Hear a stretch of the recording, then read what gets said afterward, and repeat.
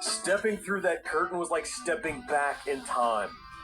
Dime store box fans hummed in the corners, struggling to keep the aisles cool.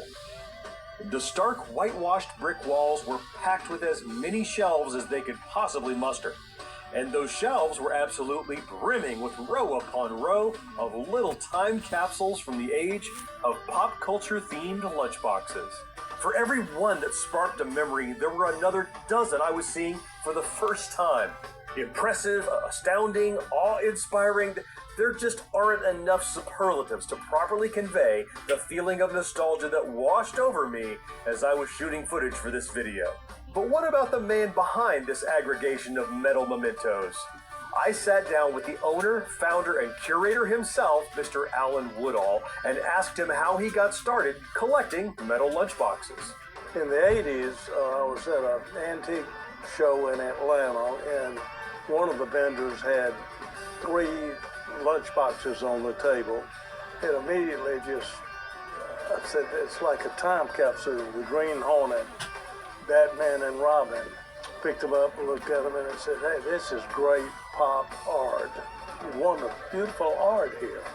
So I ended up buying all 3 of the lunchboxes because they brought back great memories. Then I started wondering, well, I wonder what else is out there in lunchboxes. And I made it a goal to find out how many different lunchboxes were really out there. I started doing research.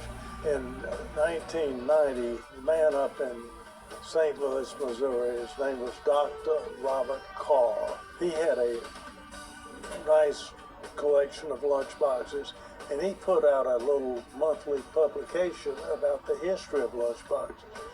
And I heard a year or so later that he had passed away. He had a collection of about 600 lunchboxes and thermoses, and I loved the collection. And I told Ms. Carr, I said, Ms. Carr, I might not be able to compete with New York and California on the money on this collection, but I'll do something that they probably won't do. And she said, what's that? I said, well, I will write a book on lunchboxes, a price guide and a history of lunchboxes, and I will feature your husband and the Carr family in the dedication of the book. So she thought about it. Long story short, she ended up selling me the collection.